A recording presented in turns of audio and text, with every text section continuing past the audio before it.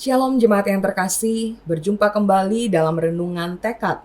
Temukan kebenaran Allah yang dahsyat. Mari kita berdoa. Kembali lagi kami datang di hadapan-Mu ya Tuhan, mensyukuri untuk apa yang Engkau anugerahkan buat kami. Dan kami juga mau sekali lagi bersyukur untuk firman-Mu yang akan senantiasa menjadi tuntunan bagi kami untuk kami hidup seturut dengan kehendak-Mu. Berkatilah kami melalui firman-Mu ya Tuhan, hanya di dalam nama Tuhan Yesus kami berdoa. Amin. Bacaan Alkitab kita pada hari ini dari Imamat pasalnya yang ke-18. Imamat 18 secara khusus ayatnya yang kelima, demikian firman Tuhan. Sesungguhnya kamu harus berpegang pada ketetapanku dan peraturanku. Orang yang melakukannya akan hidup karenanya. Akulah Tuhan. Sudah ada sebuah peribahasa yang mengatakan perjalanan ribuan mil dimulai dengan satu langkah. Peribahasa ini menyampaikan pesan bahwa pencapaian besar dalam hidup dimulai dari satu hal yang kecil.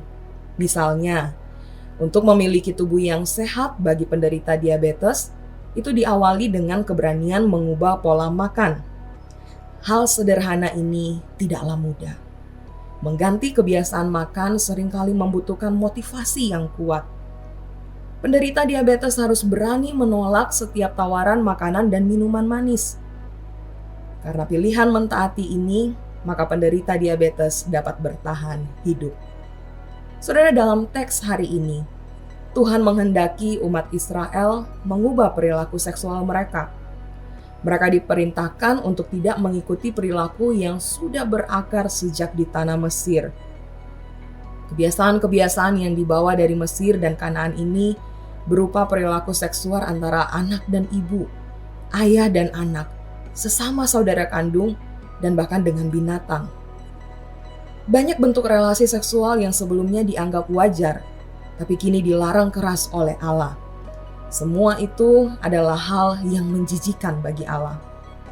Perintah Allah ini secara keras dan ketat menuntut perubahan perilaku seks bangsa Israel yang sudah menganggapnya wajar selama ini.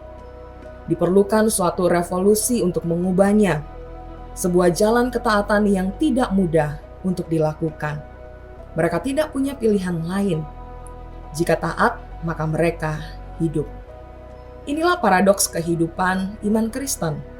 Ketika kita memilih untuk menjalani hidup yang nyaman namun berdosa, kita berakhir pada kehampaan. Sebaliknya, ketika kita memilih jalan hidup yang benar namun penuh dengan pengorbanan, kita justru memperoleh kepenuhan hidup.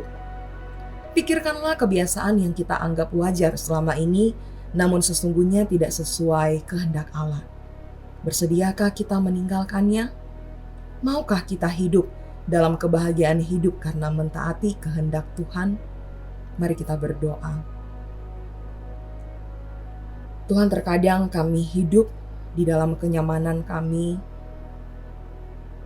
dan kami tahu bahwa itu tidak berkenan di hadapan-Mu, karena kami hidup nyaman di dalam keberdosaan kami. Ampuni kami Tuhan.